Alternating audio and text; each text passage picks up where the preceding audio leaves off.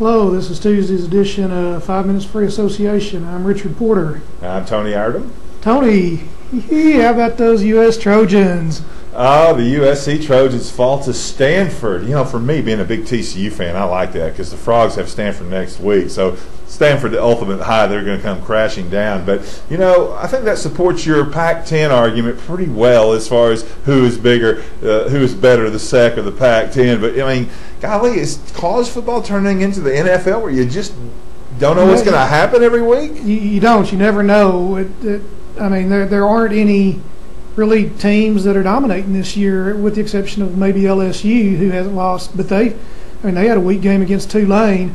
I still say 6 teams: LSU, Auburn, Florida, Kentucky, Tennessee, Georgia. You pick any 3 of those and put a Pac-10 team against them and make them play back to back to back, and the Pac-10 will lose one of those games, possibly 2. Yeah. So I think we're seeing that USC, after struggling with Washington State, a couple of weeks ago. Mm-hmm. Yes, exactly. You know, that maybe they're not as strong as people thought they were. So anyway, I just wanted to. It still what boggles my mind is they still have 11 guys starting on defense who will get drafted by the pros. Yes, yeah. But that just, and of course that could make the argument, well, look how strong Pac-10 is because Stanford could come beat them. But that just means on any given Saturday, I guess, anybody can beat anybody. Anybody can beat anybody in the world of college football the way it is today. Yeah. Oh, it's my turn. Yeah, it's your turn. Freely associate. Baseball playoffs. Well, it's been kind of strange. We had, the National League. Both series ended in sweeps. The American League, the Angels swept. The only one that had any real drama to speak of was the Yankees, and the Yankees in Cleveland. And I missed all of that because I wasn't home on the weekend. I bounced back and forth between that and the Cowboys game. Every time Romo threw an interception, I'd switch over. You watched a lot of baseball then. I'd switch over to the Yankees, and then they'd do something stupid, and I'd switch back to the Cowboys. I think Colorado is a team that's just on a tear, and everybody keeps saying, well, the National League is the weaker league, but I don't know. You get on a roll, and you saw that with St. Louis last year. Nobody gave them a chance against Detroit, and they won it. I think Colorado, to me, now that the teams that are left, Colorado's a team to watch. But they're a hot team, and they're going to have a well-rested pitching staff after getting business done early. Of course, so will their opponent. Yeah. But, I think you said the drama on the Yankees, though. The drama still continues. Does Joe Torrie still have a job after today? As I was driving into work at noon, they didn't. He still had his job. But, when I get in the car in a few minutes, will he still have his job? By the time this thing goes out over the air, will he still have his job? Well, I'm going to drop one on you now. Is it Johnson? I think Travis Johnson, the Houston guy that taunted Trent Green after he got knocked out. I did not see that. Well, I saw highlights of it, and that's just terrible. I try to avoid the Houston Texans.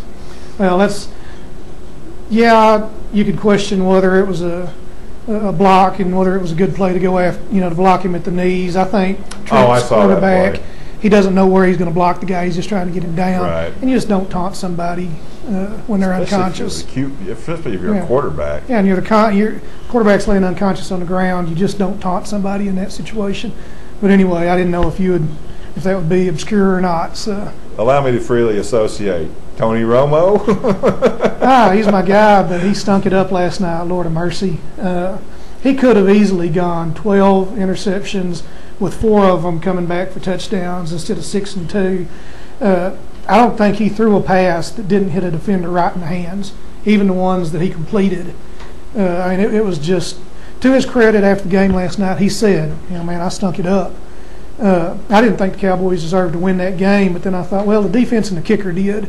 The offense was Romo and the receivers. I think didn't deserve to win that game. But his ability to play so horrible and come back when they needed it at the end that's the Staubach-esque like quality Romo. Remember that Roger Staubach himself said, I don't know how great of a comeback record my comeback record is because that just means I put us in a hole in the first half. But I think, as they say, what happens in the end is the bottom line. Yeah, it's that short memory. They were talking about that on TV last night. You got to have that short memory.